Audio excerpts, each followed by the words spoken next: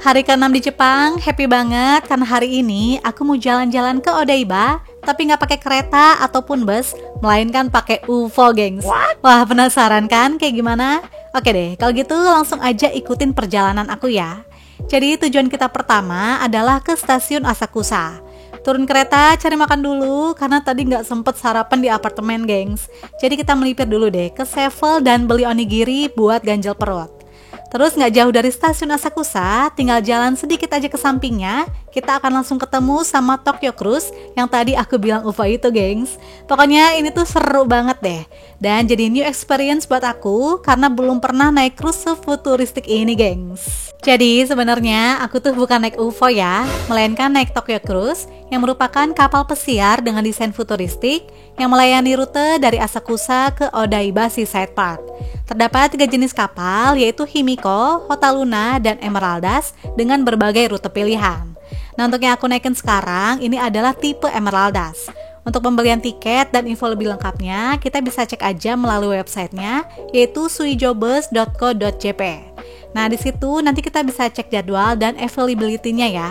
Untuk tipe Emeraldas dengan rute Asakusa ke Odaiba Seaside Park, harganya adalah 2.000 yen per orang dengan durasi perjalanan sekitar 70 menit. Oh ya, untuk pesen tiketnya aku saranin kalian belinya tuh jangan dadakan ya, karena ada kuota per batch-nya, gengs. Jadi kalau beli jauh-jauh hari tuh kita masih bisa pilih hari dan waktu yang diinginkan. Sedangkan kalau beli dadakan atau di hari hanya, takutnya tuh tiketnya udah habis. Jadi kalau udah beli tiketnya, nanti tuh kita tinggal tunjukin aja e-ticket by email ke petugas dan langsung disuruh masuk deh. Wah, jujur ini aku excited banget, gengs. Gak sabar deh pengen naik kapalnya.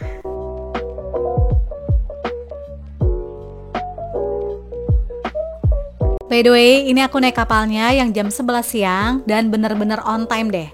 Nah, ini dia, gengs, kapalnya. Pas lihat pertama kali, desain kapalnya tuh mirip UFO banget gak sih?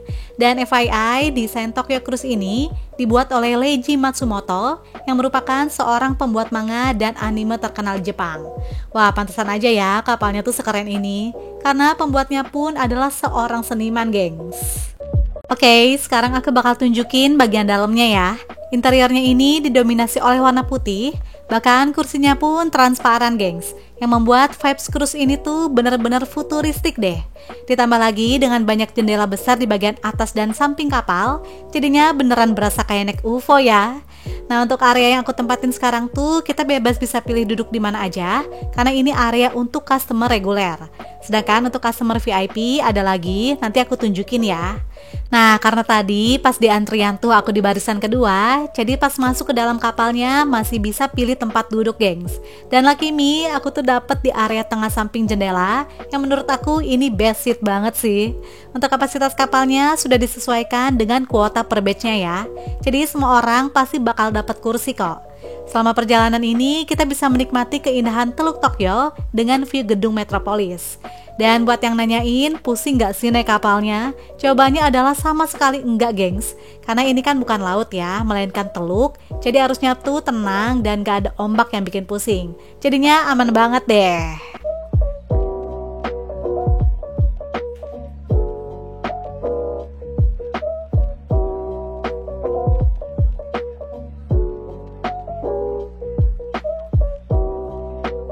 Di area tengah terdapat minibar yang menjual beberapa minuman dan cemilan. Cuma kemarin tuh aku nggak sempat beli karena jujur li, waktu di dalam kapal ini tuh nggak berasa banget, gengs. Rasanya tuh kayak cepet gitu. Nah, sekarang aku mau spill area VIP di mana kita mesti reservasi terlebih dahulu ya. Dan tentunya harga tiketnya pun berbeda dengan detail harga berikut ini. Untuk area VIP-nya tuh lebih private dengan meja dan kursi tersendiri.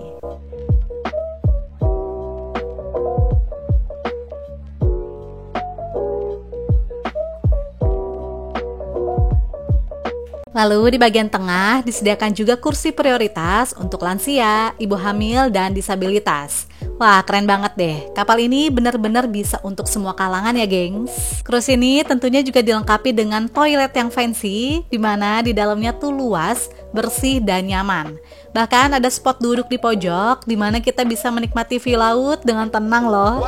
Wah, ini sih bakal betah ya lama-lama di dalam toilet. Di tengah-tengah perjalanan, nanti di bagian atas deknya tuh bakal dibuka, gengs. Jadi pengunjung bisa naik ke atas dan menikmati keindahan laut secara langsung. By the way, area dek ini tuh nggak terlalu besar dan anginnya kenceng banget ya. Asli deh, kalau kalian ada kesempatan ke Jepang, wajib cobain Tokyo Cruise ini, gengs. Karena bakal jadi pengalaman yang baru dan seru. Pokoknya recommended deh.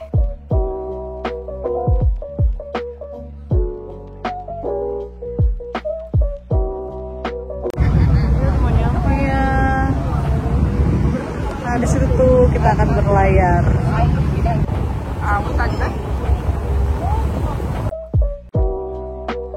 Gak berasa udah 1 jam perjalanan dan akhirnya kita sampai juga nih, gengs, di Odaiba Seaside Park. Dan seperti ini view dari taman sisi laut setelah kita turun dari kapalnya. Jadi pelabuhan ini tuh terhubung ke 2 mall besar yang ada di Odaiba, yaitu Aqua City dan Diversity Tokyo Plaza.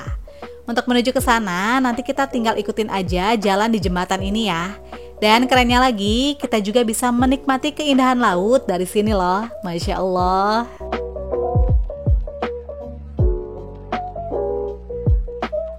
Dan gak cuma itu aja, jalan sedikit ke depan, kita juga akan ketemu sama patung Liberty yang bikin vibes-nya jadi berasa kayak di New York ya, gengs. Wah, kalau kayak gini sih, otomatis langsung jadi spot foto deh. Lumayan lah, bisa halu-halu dikit, ngerasa kayak lagi di New York. Oke, abis itu kita lanjut jalan lagi, dan mulai kelihatan ya. Di sebelah kiri merupakan Mall Aqua City, dan di sampingnya ada bangunan bulat di tengah yang ikonik banget. Dan ternyata itu adalah gedung Fuji Television, gengs. Sedangkan di seberangnya merupakan Diversity Tokyo Plaza yang akan aku datengin. Karena aku tuh penasaran banget sama patung Gundam yang ukurannya super jumbo alias gede banget, plus ke Doraemon Town Square. Tapi sebelum ke sana, kita makan siang dulu ya. Kita turun ke lantai bawah ke bagian food court. Dan untuk kalian yang muslim, tenang aja, di sini juga ada makanan halal yang aku datengin itu adalah Amara. Jadi Amara ini merupakan restoran India yang menjual berbagai menu halal dengan range harga mulai dari 500 sampai 1.640 yen. Tapi kemarin tuh diinfoin sama staffnya kalau ada 3 menu yang gak halal ya, gengs. Sedangkan yang lainnya tuh halal kok. Nah, untuk menu yang aku pesen, pertama adalah butter chicken curry and cheese naan. Jadi, naan adalah roti pipih khas India, dan untuk cheese naan berarti di dalamnya ada kejunya ya. Rasanya tuh enak dan gurih yang di pairing sama kari ayam. Kalau ini adalah chicken biryani, yaitu nasi biryani dan kari ayam. Sedangkan untuk menu yang aku pilih adalah special set, di mana ada roti naan yang gede banget, nasi kicuri, dan 2 pilihan kari.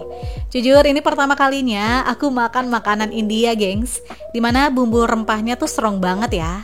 Rasanya sih enak, cuma kalau kebanyakan aku jadinya rada enek sih. Sebenarnya balik lagi, kalau makanan tuh lebih ke selera masing-masing ya. Jadi kalau aku makan ini porsinya pas atau sedang sih masih oke lah. Cuma kalau kebanyakan kayaknya aku gak sanggup deh. Kalau kalian gimana? Suka juga nggak sama masakan India kayak gini? Coba komen di kolom komentar ya. Untuk minumannya seperti biasa, kalau di Jepang tuh air putihnya gratis ya. Jadi ini kita tinggal ambil aja deh. Wah, coba aja di Indonesia udah menerapkan kayak gini. Jadinya kita bisa lebih hemat ya, dan tentunya meminimalisir minum minuman manis. Alhamdulillah perut udah kenyang, masih di lantai yang sama dengan food court tadi. Kita tinggal cari pintu keluar aja, dan langsung ketemu deh sama patung unicorn Gundam yang gede banget. Sebenarnya aku tuh bukan pecinta Gundam ya, gengs. Cuma penasaran aja sih. Dan ternyata ukuran patungnya beneran gede banget dong. Bahkan tingginya itu sama kayak tinggi mallnya loh. Sekitar 20 meteran deh kalau nggak salah. Ya ampun, sampai nenggak deh tuh leher liatnya. FYI, patung ini merupakan replika RX-Zero Unicorn Gundam dan bisa berubah dari mode unicorn ke mode destroyer, plus dihiasi dengan lampu yang menyala pada malam hari. Nah, ini aku kasih lihat video transformasinya dari TikTok @robotoni aja ya, gengs.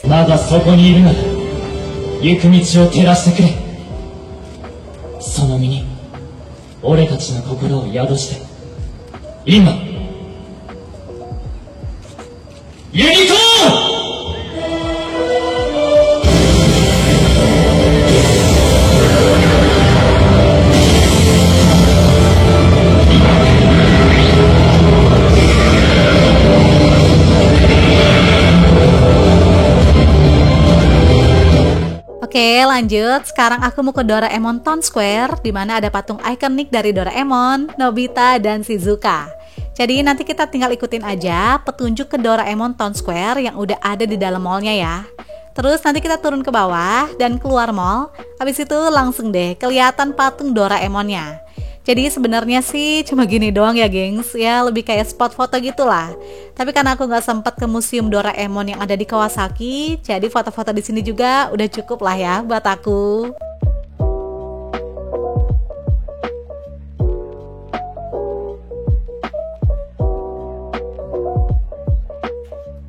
Nah, sisanya sih kita nggak lama di sini, cuma muter-muter mallnya aja sambil lihat-lihat dan belanja. Jadi Diversity Tokyo Mall ini isinya tuh banyak store tokoh-tokoh kartun terkenal di Jepang, gengs. Bahkan ada museum pup juga loh, sumpah ini kocak sih. Dan akhirnya sekitar jam 5 sore kita udah balik lagi ke Tokyo. Tapi kali ini gak naik Tokyo Cruise lagi, melainkan pakai kereta aja. Dan ternyata view-nya tuh sama kayak di kapal tadi, yaitu pemandangan Teluk Tokyo. Sampai Tokyo udah malam, tadinya tuh kita mau makan di Tendon Itsuki Ginza yang terkenal enak dan tentunya udah tersertifikasi halal juga ya. Tapi ternyata waiting listnya tuh panjang banget, gengs. Karena di dalam restonya pun cuma sebaris gini doang dong area makannya. Pantesan aja sih waiting listnya tuh banyak banget. Dan akhirnya kita gagal deh, cari cemilan aja di minimarket, gengs. Hari ini kita lanjut lagi mau jalan-jalan ke Yokohama. By the way, buat kalian yang udah nonton vlog Jepang aku tahun lalu, pasti ngeh deh. Kalau kemarin itu aku juga sempet main ke daerah Yokohama ya. Namun sayangnya aku tuh datangnya kesorean dan hujan juga, jadinya nggak banyak explore area sini. Cuma ke daerah Chinatown aja, gengs. Makanya di kesempatan kali ini aku mau puas-puasin seharian main di Yokohama. Jadi Yokohama merupakan kota terbesar kedua di Jepang setelah Tokyo. Dari Tokyo ke Yokohama menempuh perjalanan sekitar 1 jam. Jadi destinasi pertama kita adalah mau ke Uniqlo Park yang bersebelahan juga dengan Mitsui Outlet Park Bayside. Turun dari kereta Seaside Line, kita tinggal jalan kaki aja menuju ke Uniqlo Park. Gak terlalu jauh kok, gengs, cuma sekitar 10 menitan aja lah. Dan aku tuh salvo karena di sepanjang trotoar ini dihiasi dengan bunga azalea yang cantik banget dan bener-bener terjaga kerapihannya ya. Gak ada tuh yang nyebut-nyebutin bunganya. Terus di depannya merupakan pelabuhan Yokohama.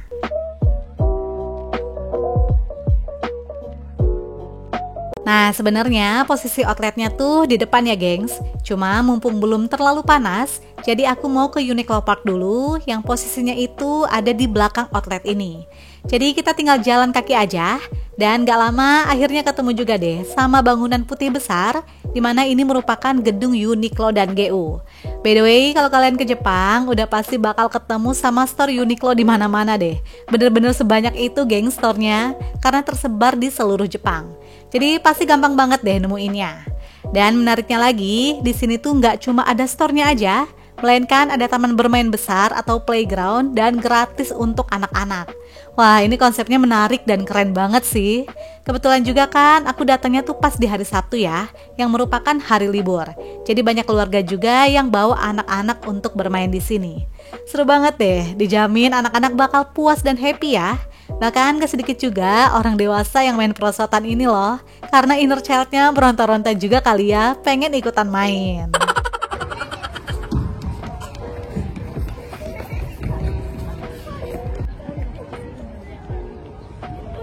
Di area tengah terdapat space kosong yang luas, jadi anak-anak juga bisa bebas berlarian sambil menikmati angin laut yang bikin adem, ditambah dengan view pelabuhan yang indah dari dek ini.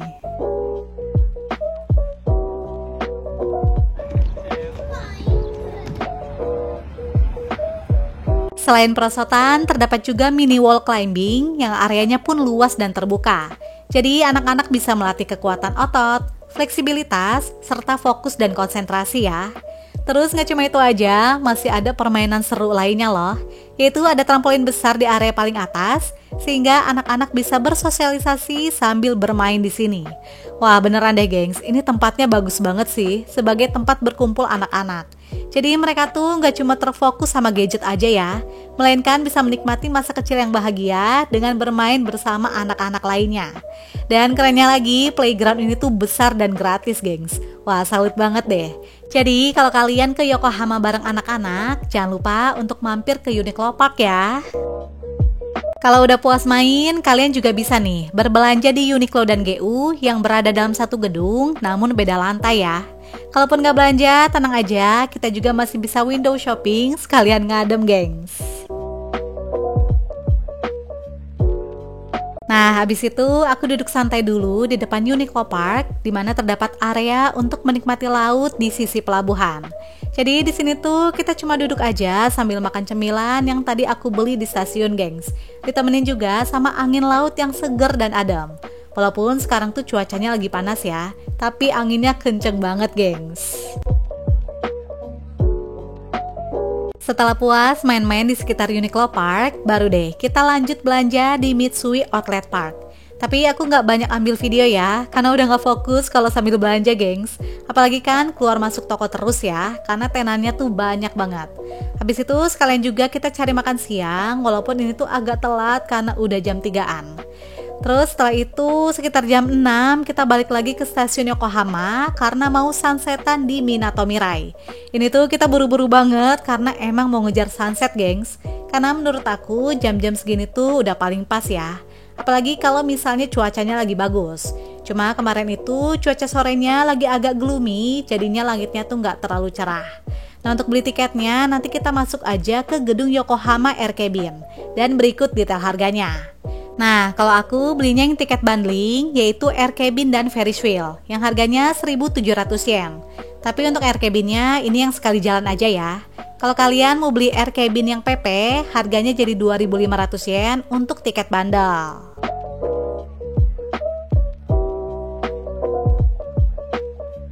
Dan alhamdulillah ternyata nggak ada antrian, jadinya kita langsung naik aja deh ke Air Cabinnya. Kapasitas per air cabin adalah maksimal 8 orang, tapi enaknya di sini tuh per air cabin hanya untuk satu grup aja ya. Jadinya kita nggak bakal digabung deh sama orang lain. Jadi kalaupun cuma berdua ataupun bertiga, ya tetap dalam satu cabin aja, gengs. Nah, di sini kita bisa menikmati keindahan kota Yokohama dari ketinggian. Namun sayangnya jaraknya tuh pendek banget, cuma sekitar 5 menit doang dong di atas air cabinnya. Jadi baru juga ambil video, udah turun lagi aja dong. Makanya footage aku di dalam air cabin tadi tuh gak terlalu banyak ya, gengs.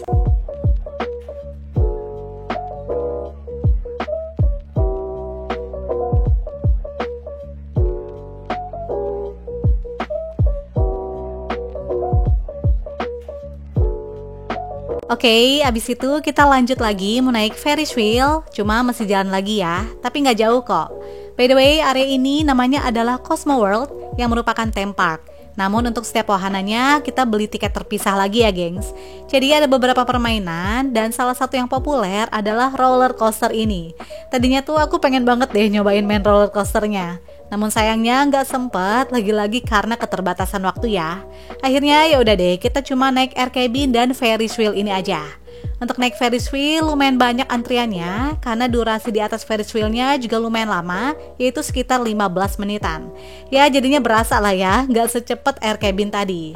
Kapasitas maksimal dari Ferris wheel ini adalah 6 orang dan di sini kita juga bisa menikmati sunset yang indah di kota Yokohama dari ketinggian. Terlihat gedung-gedung bertingkat di sisi pelabuhan ya. Bisa dibilang ini tuh mirip kayak Jakarta ya, gengs, karena kotanya tuh dekat dengan laut. So far aku enjoy banget deh menikmati keindahan kota dari atas Ferris wheel ini.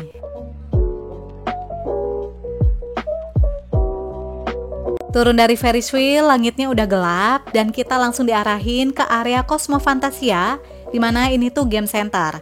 Tapi isinya permainan capit semua, gengs. Dan hadiahnya pun bermacam-macam, mulai dari keychain, boneka, hingga anime figure juga ada.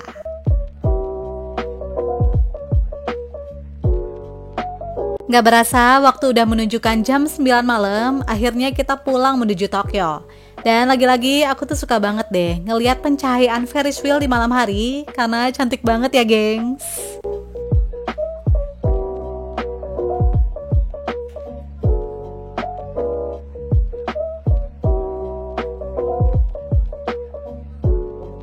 Sesampainya di Tokyo, kita langsung meluncur menuju ke Airbnb.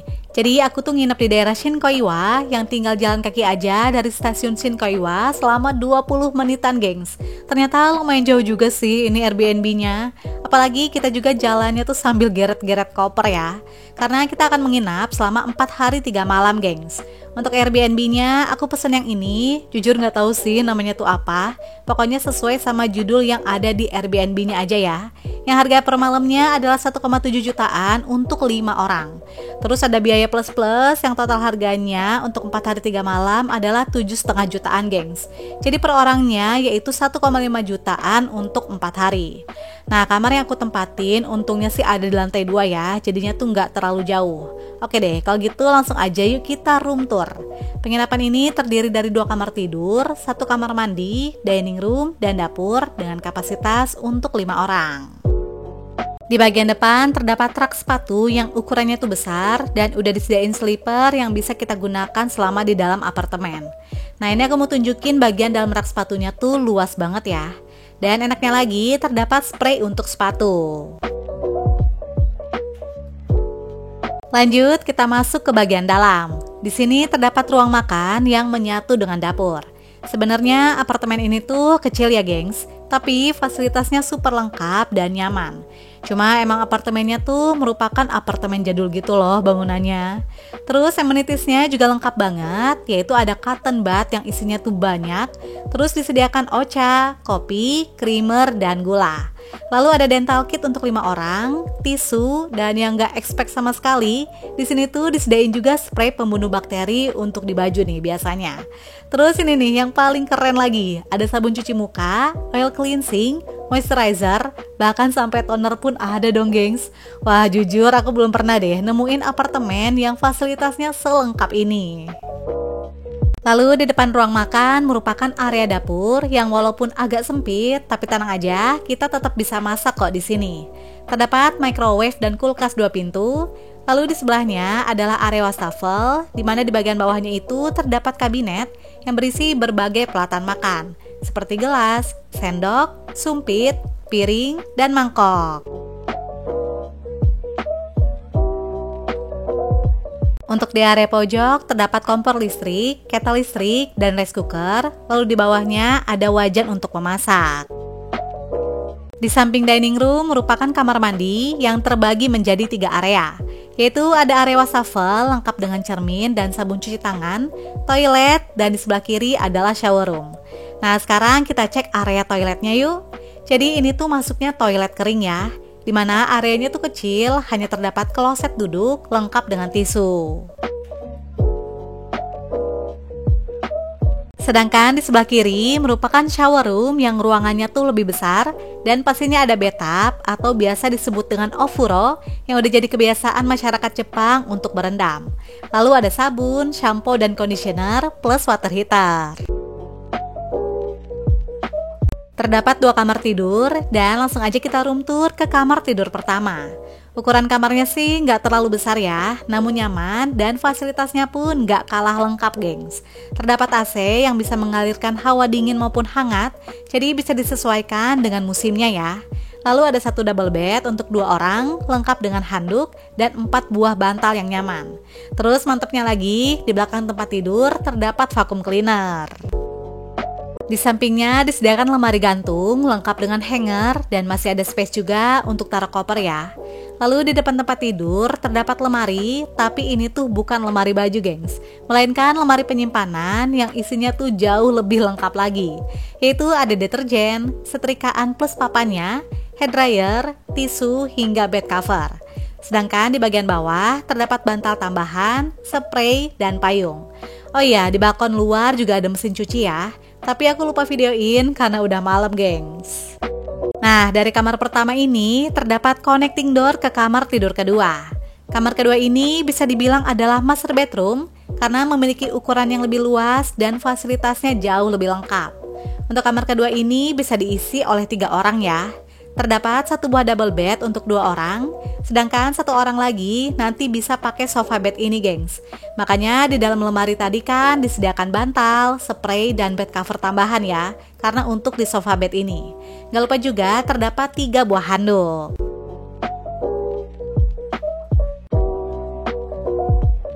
Kamar ini tentunya dilengkapi juga dengan AC dan udah ada WiFi serta TV. Cuma selama nginep di sini, aku sama sekali nggak pernah hidupin TV ya. Jadinya nggak tahu deh, TV-nya tuh ada YouTube dan Netflix apa enggak.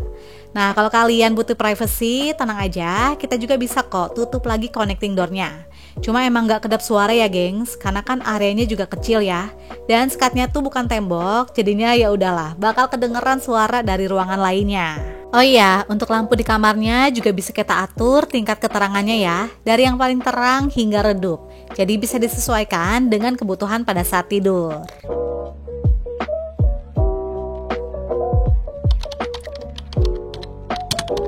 Good morning, gengs. Hari ini aku punya agenda yang seru banget karena mau ke tempat yang jadi ikonnya Jepang, apalagi kalau bukan Gunung Fuji. Yeay, alhamdulillah ada kesempatan untuk ke sana. Dan kebetulan banget cuaca hari ini tuh cerah, gengs.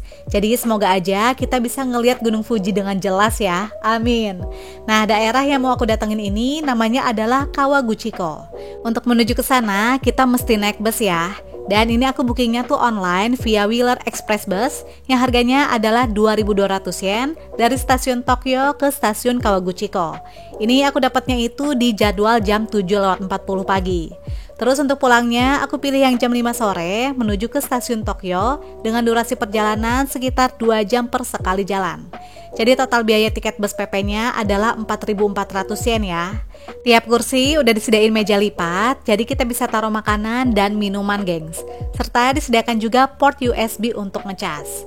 Nah, karena tadi aku juga belum sempat sarapan, jadi aku beli onigiri dulu untuk makan di sini ya. By the way, saran aku, kalau kalian mau one day trip ke Gunung Fuji, mendingan ambil bus yang paling pagi ya. Bisa yang jam 6 atau jam 7-an lah paling telatnya.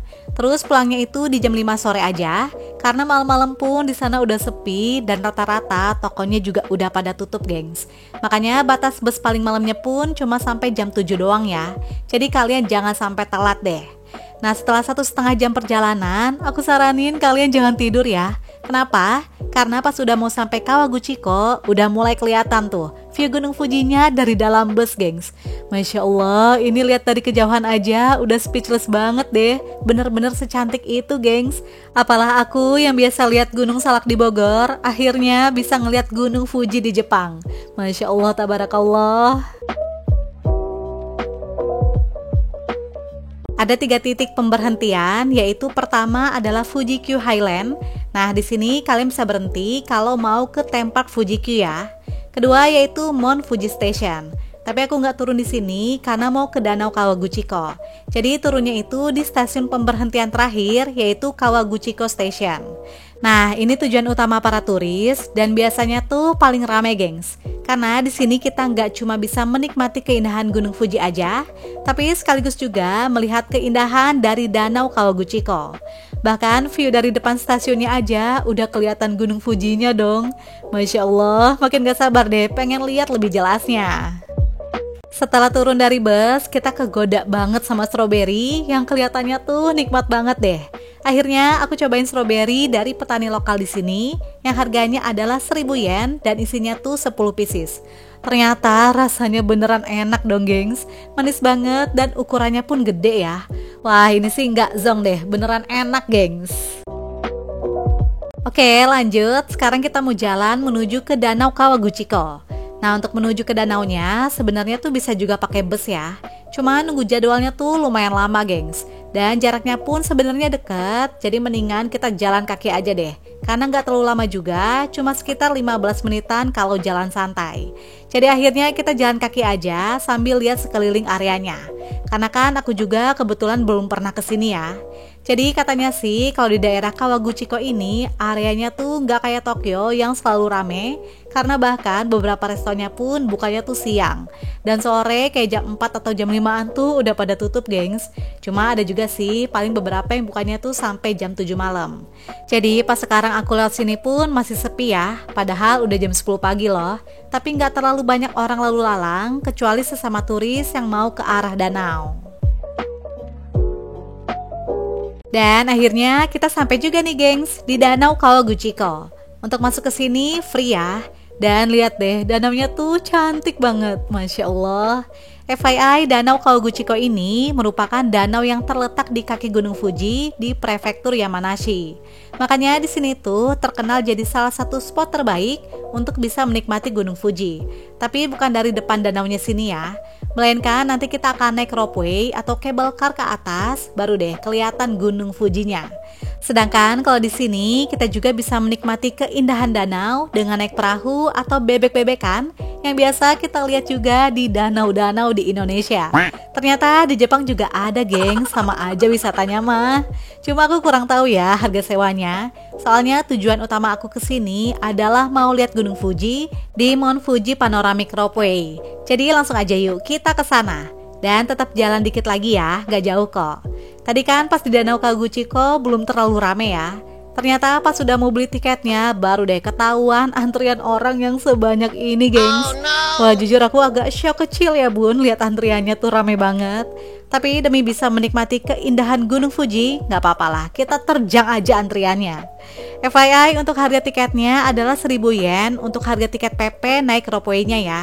Sedangkan kalau mau one way doang juga bisa, yaitu 500 yen. Cuma kalau one way, aku nggak tahu sih jalan lain ke atasnya tuh gimana, gengs. Jadi ini adalah antrian naik ropeway atau kereta gantung ya. Karena pas aku sampai atas tuh udah nggak ada bayar apa-apa lagi, gengs. Dan tau nggak, total aku ngantri tuh berapa lama? Hampir 1 jam dong. Gila sih, emang sepanjang itu antriannya. Mungkin juga karena aku kesininya kan hari Minggu ya, jadinya tuh emang pas hari libur. Makanya di sini tuh rame banget. Kapasitas ropeway ini kalau nggak salah tuh sekitar 20 orangan dengan durasi 3 menitan. Jadi emang cepat ya, tapi tingginya tuh ekstrim, gengs. Dan selama di dalam ropeway, kita bisa menikmati keindahan Danau Kawaguchiko dari atas yang cantik banget. Cuma sayangnya posisi aku kan di tengah ya, jadinya tuh nggak terlalu kelihatan jelas deh kalau di video ini. Paling cuma bukitnya doang, gengs, dari jendela samping. Oke, ini aku udah turun dan langsung salfok pas lihat Danau Kawaguchiko dari atas secara keseluruhan. Yang ternyata seluas dan seindah itu, gengs. Kalau dari sini tuh kelihatan lebih jelas ya bentuk danaunya. Next, kita jalan melalui jembatan ini sesuai dengan petunjuk arah untuk menuju ke spot di mana kita bisa melihat Gunung Fuji secara jelas. Jujur ini aku excited banget, gengs, karena biasanya cuma bisa lihat Gunung Fuji di gambar doang, tapi sekarang alhamdulillah bisa lihat secara langsung di depan mata. Masya Allah, indah banget deh. Apalagi masih ada salju-saljunya gitu ya di atas puncak gunungnya. By the way, ini tuh posisinya masih di bawah loh, udah langsung disuguhin view sejelas ini. Kalau gitu kita lanjut dulu yuk jalan ke atas.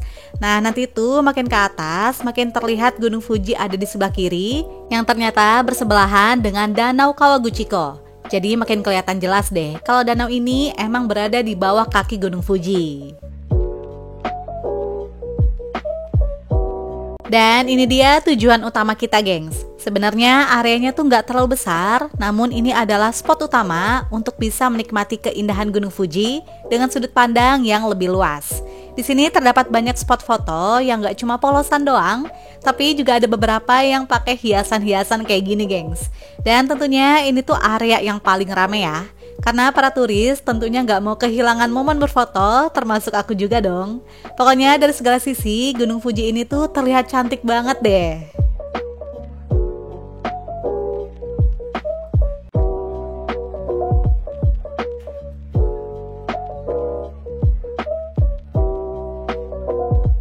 Di bagian tengah terdapat bangunan yang menjual berbagai souvenir dan makanan. Tapi areanya juga nggak terlalu besar ya. Dan karena lagi terik-teriknya, akhirnya aku beli es krim cone yang harganya adalah 600 yen. Di sini ada 2 rasa, yaitu matcha dan vanilla. Tapi karena aku nggak suka matcha, akhirnya beli yang vanilla. Rasanya udah pasti enak, dan uniknya lagi, khusus yang vanilla ini dikasih topping kelinci yang jadi ikon utama dari cerita rakyat di Jepang, yaitu Kachi-Kachiyama. Nah, sekarang aku mau tunjukin satu spot terbaik di mana kita bisa naik ayunan sambil menikmati keindahan Gunung Fuji di depan mata tanpa halangan apapun, gengs. Wah, asli, ini keren banget sih. Jadi kita naik dulu ke atas bukit ini, terus beli tiket tambahan yang harganya adalah 500 yen. Dimana nanti kita bisa naik ayunan yang depannya itu langsung Gunung Fuji. Masya Allah, ini worth it banget gengs. Please kalau kalian kesini cobain naik Scenic Swing ini ya, karena bener-bener gak rugi deh. Jadi nanti tuh kita bisa sendiri atau berdua ya naik ayunannya dengan durasi selama 2 menitan. Terus selama naik ayunan akan di playback sound yang nenangin banget deh. Jadinya bener-bener enjoy selama naik ayunan ini. Nah, backsound ini sekaligus juga jadi durasi selama naik ayunan ya.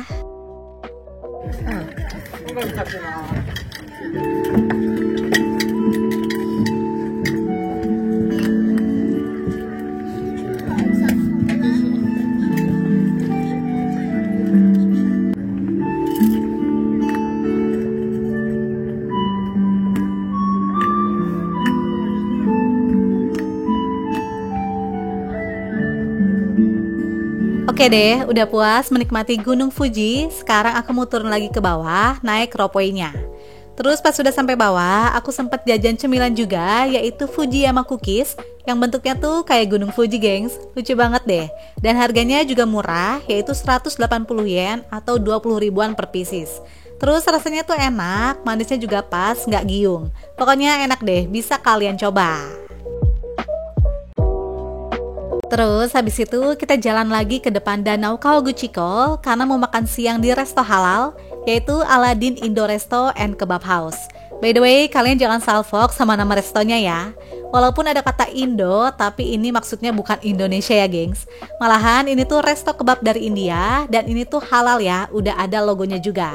Posisinya tepat di depan Danau Kawaguchiko, jadi gampang banget kok ditemuinnya. Untuk tempat makannya tuh gak besar, cuma ada satu table di area outdoor. Terus pas masuk ke dalam, kalian bisa lihat area dine-in-nya tuh kecil ya. Paling kapasitas di dalamnya pun ya sekitar 10 orangan lah.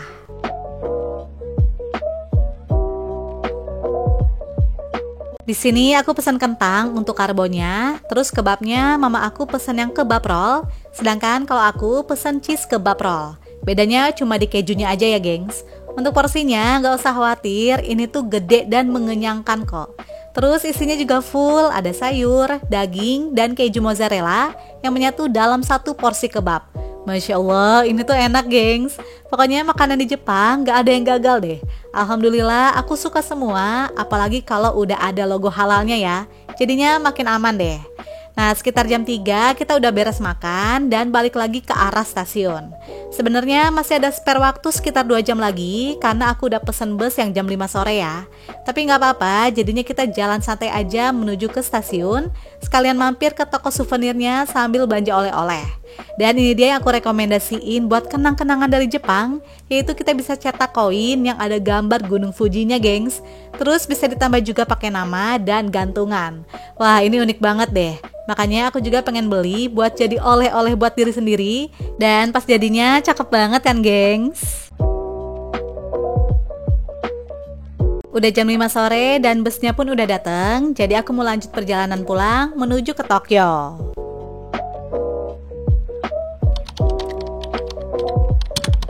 Hari ini happy banget karena mau main di Disney sih gengs. Yeay, gak sabar banget deh. Nah, buat kalian penonton setia aku pasti ngeh ya, kalau tahun lalu aku juga kesini, cuma bedanya kemarin itu aku mainnya di Disneyland. Sedangkan sekarang aku mau cobain ke Disney Sea. Disneyland maupun Disney Sea berada dalam area yang sama, yaitu di dalam Tokyo Disney Resort. Disney Sea adalah theme park atau taman hiburan Disney yang mengusung tema laut dan petualangan. Dan ini tuh satu-satunya di dunia loh gengs, cuma ada di Tokyo. Itulah kenapa alasannya theme park ini tuh selalu ramai dikunjungi oleh turis. Karena ya the one and only. Makanya mumpung sekarang aku lagi ada di Jepang, jadinya sekalian deh mau cobain juga. By the way, kalau kalian mau lihat review theme park lainnya yang ada di Jepang seperti Universal Studio Japan dan Tokyo Disneyland, bisa cek video aku yang ini ya. Dan udah aku taruh juga linknya di description box. Untuk menuju ke Disney Sea, kita bisa naik kereta Disney ini dengan tap tiket kartu Suica seperti layaknya kita naik kereta biasa. Yang harganya itu adalah 300-an yen deh kalau nggak salah. Keretanya tuh lucu banget karena nggak cuma di luarnya aja yang bertemakan Disney, bahkan semua interior di dalamnya tuh Disney juga gengs. Pokoknya gemes banget deh. By the way, ini aku datangnya sekitar jam setengah 9 pagi dan ternyata antrian di depan gate masuknya tuh udah parah banget kayak gitu, gengs. Wah, kacau sih. Sumpah aku shock banget deh liatnya. Gak expect bakal seramai itu, padahal ini tuh weekdays loh. FYI, untuk jam operasional Disney Sea adalah setiap hari dari jam 9 pagi sampai jam 9 malam. Dengan harga tiket masuknya itu kemarin aku beli di 1,1 jutaan untuk dewasa dan aku belinya via Klook. Dan lihat dong, ini antriannya sepanjang ini, gengs. Wah, gila sih. Tapi tetap aja ya, orang tuh rela antri demi bisa main di sini. And finally, welcome to Disney Sea. Begitu masuk, nanti kita akan langsung ketemu sama air mancur dengan globe besar di tengahnya. Agak mirip-mirip kayak Universal Studio ya, gengs. Untuk tema Disney Sea dan Disneyland pun berbeda ya. Kalau secara umumnya, Disneyland tuh lebih ke tema-tema princess, kastil, dan wahananya lebih aman plus family friendly. Sedangkan kalau di Disney Sea ini, temanya tuh lebih adventure, jadi lebih cocok untuk dewasa. Terus banyak juga wahana air dan yang lebih menantang dibandingkan sama wahana yang ada di Disneyland, seperti roller coaster dan lain-lain. Tapi secara keseluruhan sih tetap tema utamanya adalah Disney ya. Dan dua-duanya tuh bagus banget kok, gengs. Jadi kalau kalian ada rezeki dan kesempatan bisa dicoba keduanya ya. Dan ini dia ikon utama dari Disney Sea. Kalau Disneyland kan ikonnya tuh berupa kastil ya. Sedangkan kalau di sini adalah Gunung Merapi di atas laut, yang menunjukkan tema sesungguhnya dari Disney Sea, yaitu didominasi oleh wisata air dan petualangan.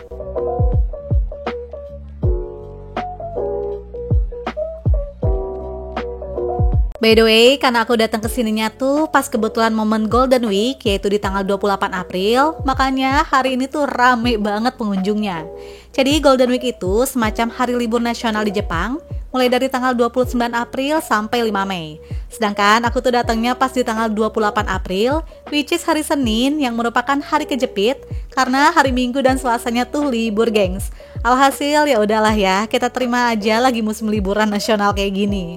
Nah, pertama aku mau explore area Mysterious Island, di mana di sini tuh terdapat wahana yang seru-seru dan menegangkan. Untuk wahana pertama yang bakal aku naikin adalah 20,000 Leagues Under the Sea, yang dimana nantinya kita akan menaiki kapal selam untuk menjelajahi dasar laut. Wah, seru deh, nanti aku tunjukin ya, pokoknya jangan di skip videonya. Cuma antriannya tuh panjang banget, gengs. Kemarin itu aku total ngantri sekitar 45 menit, hampir sejam lah ya. Dan seperti ini wahananya. Jadi ceritanya itu kita akan naik kapal selam yang diisi oleh 6 orang. Terus nanti tuh kita akan diajak menyelami laut sampai ke dasarnya. By the way, ini tuh nggak beneran kita ke dasar laut ya, tapi efek teknologinya tuh keren banget deh. Dibuat seakan-akan kita beneran masuk ke dalam laut. Wah, mantep banget, gengs. Wahana ini bisa dinaiki oleh semua kalangan, baik dewasa maupun anak-anak.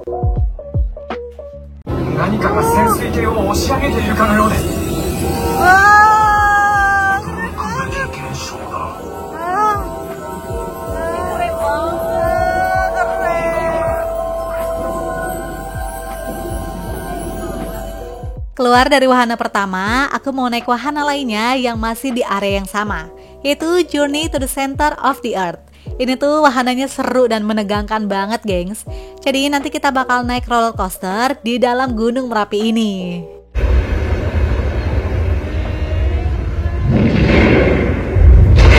Wah, mantep banget kan? Oke deh, let's go kita masuk ke antriannya.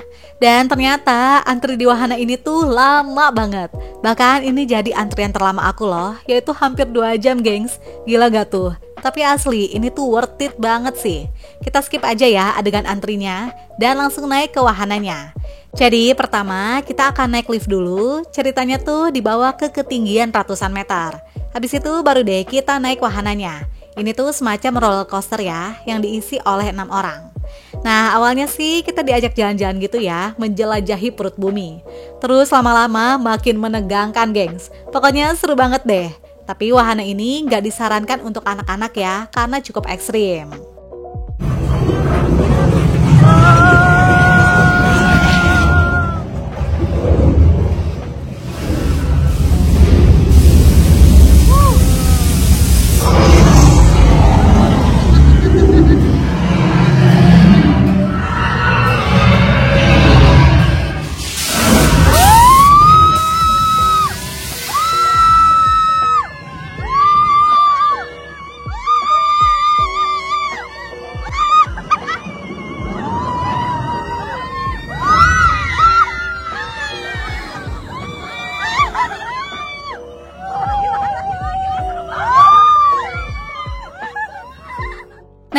mau ke area Mermaid Lagoon yang merupakan tempat di mana Ariel dan teman-temannya berada.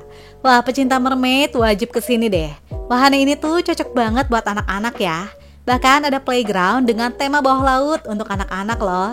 Cuma aku tuh nggak masuk ke dalamnya karena kan wahananya juga lebih banyak buat anak-anak ya. Tapi yang bikin aku amazed adalah desain bangunannya ini tuh cakep banget, gengs. Aku suka banget deh, dan pastinya di sini tuh cocok buat jadi spot foto yang instagramable.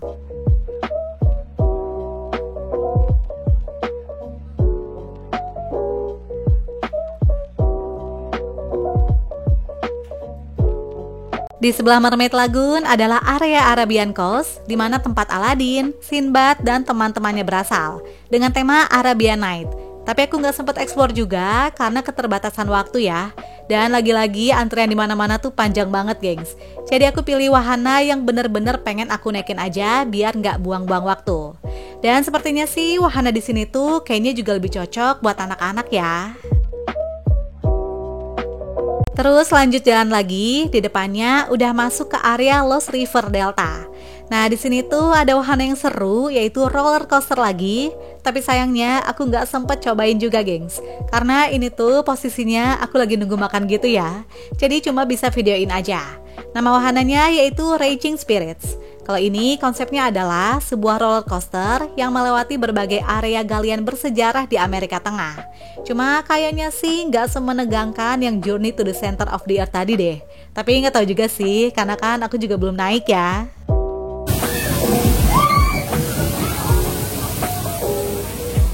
Oke, karena udah jam 3 sore dan mulai berasa lapar, akhirnya kita makan dulu, gengs. Sebelum lanjut main lagi di area lainnya.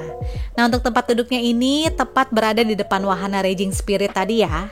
Dan ini dia beberapa makanan yang aku beli. Yaitu ada Little Green Man Mochi Dumplings yang harganya adalah 360 yen. OMG, ini tuh lucu banget deh. Jadi ini adalah mochi berbentuk alien dari film Toy Story dengan 3 rasa. Yaitu ada rasa coklat, custard, dan strawberry. Ini enak dan recommended, gengs. Next, untuk makanan beratnya, karena aku nggak nemuin nasi, jadinya aku makan chicken leg yang harganya adalah 600 yen. Menurut aku, harga-harga makanan di sini tuh masih affordable ya. Dan ternyata ukurannya tuh gede banget dong dan mengenyangkan juga. FYI, untuk bon cabenya ini aku bawa sendiri ya, gengs. Karena kan di sini tuh nggak ada saus atau apapun yang pedas. Jadi seperti biasa, aku selalu nyetok saus dan bon cabai sendiri di dalam tas biar ngangkat rasanya. Baru beres makan dan pas menuju ke area Fantasy Spring, kita langsung ke distract sama es krim Disney ini, gengs. So, tanpa pikir panjang, langsung melipir deh. Di sini tuh ada 3 macam es krim dan 1 minuman yang masing-masing harganya 400 yen. Jadi aku beli 3-tiganya karena bentuknya tuh beda-beda, gengs. Yaitu ada mini ice bar dan Mickey ice bar yang bentuknya tuh kepala Minnie dan Mickey Mouse dengan rasa buah yang segar banget. Sedangkan ini adalah tiramisu ice cream sandwich yang rasanya tuh nggak kalah enak dan lebih creamy, gengs. Nah, ini dia part yang paling aku nantikan, yaitu mau ke area Fantasy Spring yang baru aja opening di Juni 2024 lalu, gengs. Yang isinya tuh beberapa wahana princess kayak Rapunzel, Frozen, Peter Pan, dan Tinkerbell. Nanti aku tunjukin ya. Wah, baru di bagian depannya aja kita udah disuguhi dengan keindahan desain dari para princess ini, gengs. Duh, inner child princessku tuh meronta-ronta deh liatnya.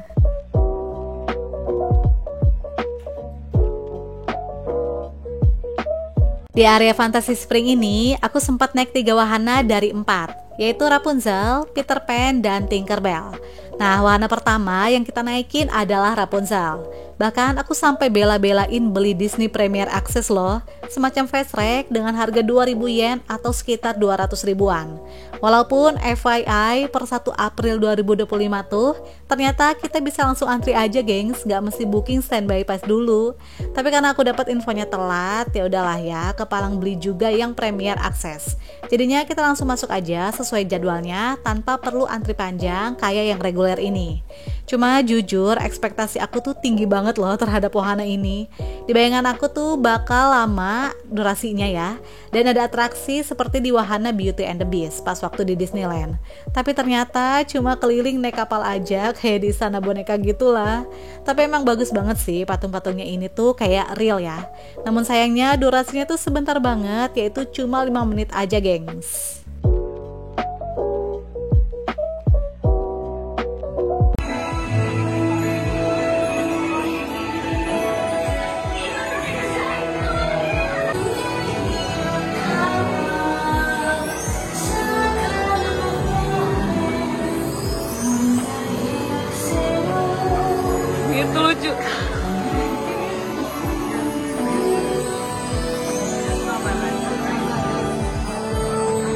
Nah, pas masuk ke area lenteranya, ini tuh emang best partnya sih. Gong banget, gengs. Keren dan magical deh. Aku nggak bakal skip videonya ya pas bagian di sini, biar kalian juga ikut menikmati.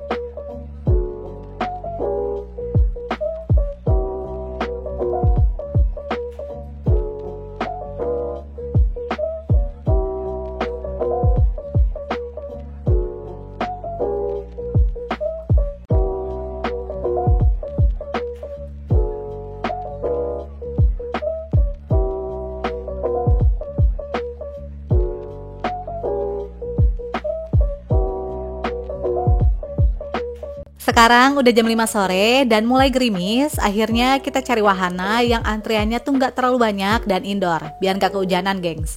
Dan masuklah kita ke wahana Peter Pan.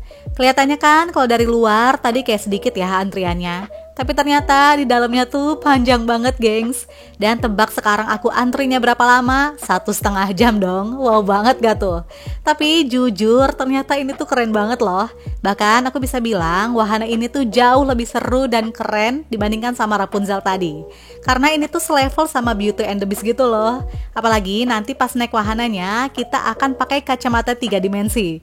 Wah, kebayangkan sekeren apa? Oke deh, kalau gitu langsung aku tunjukin wahananya.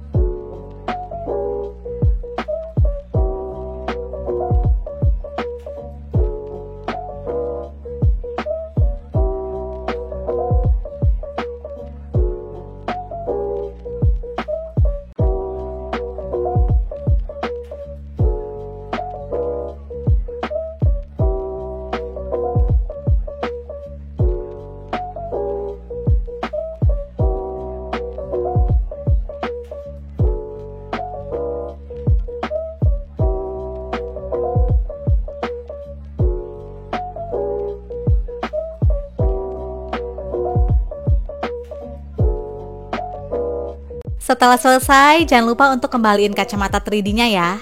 Keluar dari wahana Peter Pan, udah gelap aja, dan lagi-lagi selalu deh ada drama hujan setiap aku ke Tokyo Disney Resort, gengs. Bahkan tahun lalu pas ke Disneyland, hujan plus angin badai dong di malam harinya juga. Emang nih ya, aura wanita Bogor, kota hujannya tuh kenceng banget deh.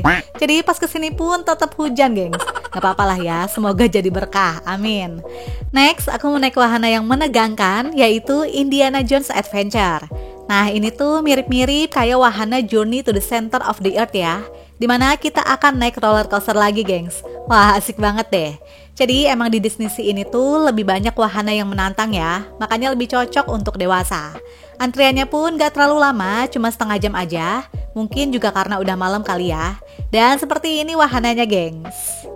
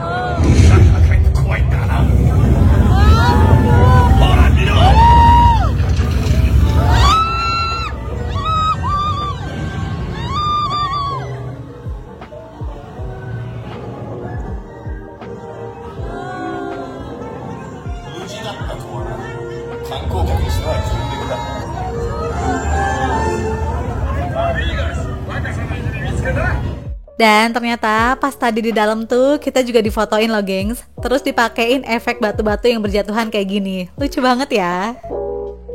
Sekarang udah jam setengah 9 malam. Sebagai penutup, biar gak rugi, akhirnya aku cari wahana terakhir yang antriannya tuh gak terlalu panjang, yaitu wahana Tinkerbell. Karena kalau Rapunzel dari pagi sampai malam tuh gila banget gengs antriannya. Makanya aku skip deh, mending cari yang lain aja. Nah, kalau wahana Tinkerbell ini tuh mirip-mirip kayak Rapunzel, cuma kita keliling taman aja ya gengs. Jujur ini menurut aku ya udah sih biasa aja. Mana outdoor pula pas hujan-hujan ya kan. Untung aja udah sedia jas hujan, jadinya aman deh. Menurut aku wahana ini kayaknya sih lebih cocok untuk anak-anak ya. Cuma move-nya tuh lumayan kenceng gengs. Tapi so far lumayan seru juga lah. Nggak berasa udah jam 9 malam, akhirnya beres juga main-main di Disney Sea. Cuma jujur belum puas deh main di sini. Karena cuma dapat 6 wahana doang gengs. Semoga aja kita semua ada rezeki dan kesempatan bisa main ke sini ya. Amin.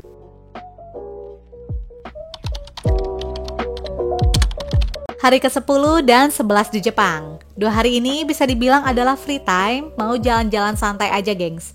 Karena lumayan capek juga ya. Dari hari pertama sampai kemarin tuh full jalan-jalan dan main-main gengs.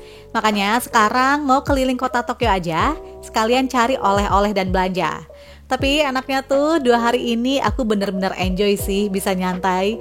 Gak ada tujuan utama ke tempat destinasi ataupun wisata. So aku gak banyak footage video ya untuk di sini.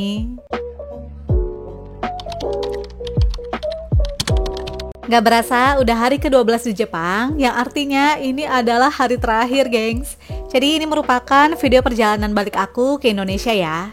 Sama seperti pas berangkat, pulangnya pun aku naik maskapai yang sama, yaitu ANA Airlines yang jam 17.50. Jadi aku siap-siap dari jam 12-an tuh udah jalan ke bandara. Untuk menuju ke bandara, aku beli Skyliner lagi via Klook yang harganya 250 ribuan.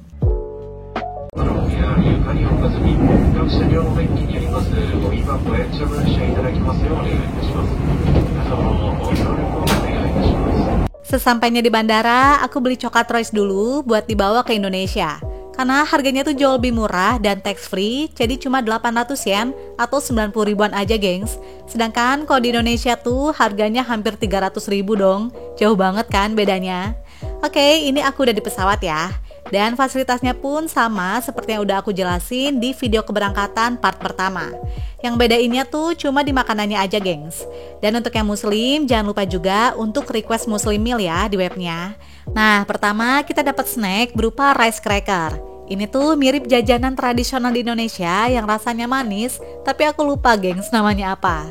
Terus untuk dimakan beratnya, ini aku dapat nasi dengan kari ayam dan ada bayam, tapi aku nggak tahu sih ini diapain. Terus kita dapat salmon masala, salad kacang, puding mangga, roti, dan air mineral. Untuk makanannya so far ya lumayan enak lah.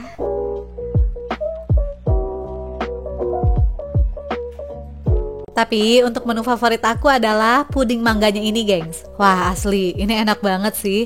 Pudingnya tuh bener-bener lembut dan wangi mangga banget. Selain itu yang ditunggu kalau pas perjalanan pulang adalah dessertnya, yaitu yuzu sorbet. Ini tuh kayak es krim tapi rasa buah yuzu yang seger banget deh. Rasanya tuh manis asem gitu.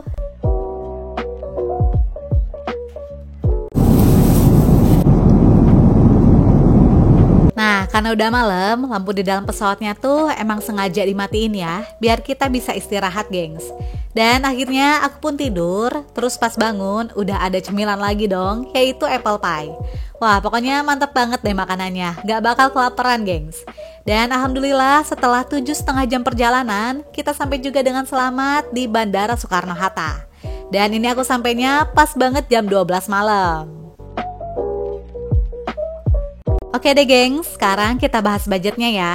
Jadi total liburan aku selama 12 hari di Jepang keliling area Tokyo adalah 18.760 ribuan. Ini tuh udah termasuk belanja dan oleh-oleh ya. Tapi kalau misalnya kita singkirin dulu budget belanja personal aku, totalnya tuh jadi cuma 14 jutaan aja gengs. Karena kalau belanja kan budget tiap orang pasti berbeda ya. Dan perlu dicatat juga, selama di Jepang, aku tuh stay-nya di apartemen sepupu aku selama 8 hari. Jadinya bisa lebih hemat karena gratis. Tapi kalau misalnya kita tambah penginapan dengan estimasi 500.000 per orang dan per hari, dikali 7 malam adalah 3,5 jutaan, gengs. Jadi totalnya sekitar 22 jutaan, include belanja juga ya. Jadi amannya kalian sih bisa bawa minimal 20 juta untuk trip selama 12 hari keliling area Tokyo.